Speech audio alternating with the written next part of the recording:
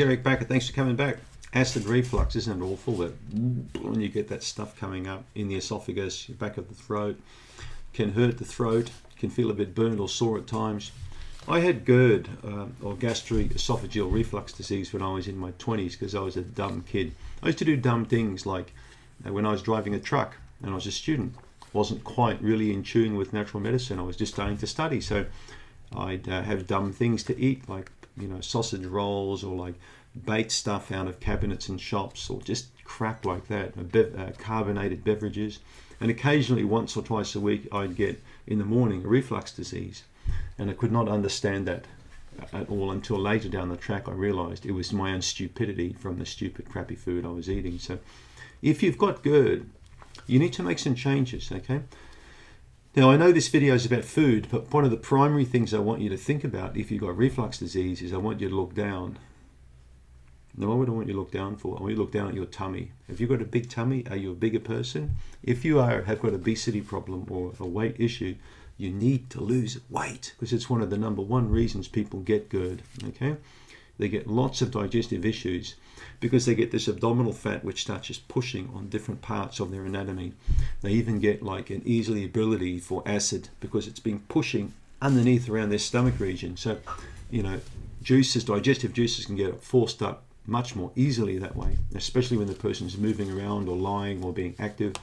So if you find that you're active and you're coughing and you're getting a sore throat, you need to lose weight. Okay, it's a clear sign, especially if you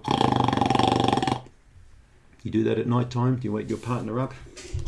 Are you snoring? If you're snoring and you've got GERD, you really need to lose some weight. Okay, check out the fat around the chin, around the tummy, okay, around the back here. All this area could be pushing and putting a lot of force on different parts of the body. It can make you very uncomfortable. So that's a key thing to do, is weight loss. But what about the foods? Well, fatty foods, fried foods, crappy foods, foods that you should avoid. Potato chips, all right?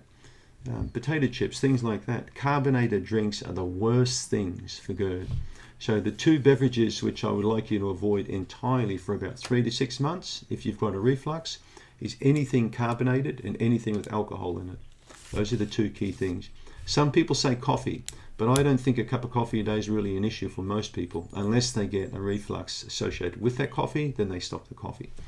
But in my opinion, most people who've got regular GERD are eating one key food that he or she should be avoiding. And you know what that food is, okay? So it could be a naughty yum yum bar in the glove box of your car. It could be something you buy when you go to Walmart or whatever shop you go to. It could be a little candy bar or something that you get when you go to the gas station. But something you're eating on a regular basis will often be provoking and really causing an issue. Weight's a core thing. Dietary selection's a second thing. So think carefully what you're eating. Could you snack on some fresh stuff or natural stuff instead of a chalky bar?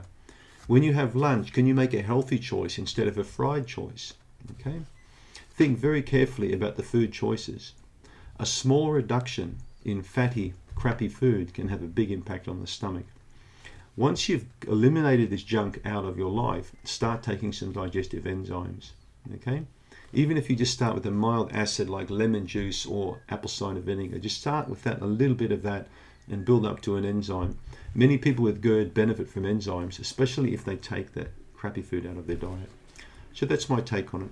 Last thing, don't smoke when you've got GERD, because nicotine can really aggravate the sphincter, the lower esophageal sphincter, and make it more leaky and make it more easy for stuff to come up. So people who smoke daily and who eat fatty foods and who are overweight have got a serious high chance of GERD and heart attack. And they're the people most likely to go on medications too. So there you have it.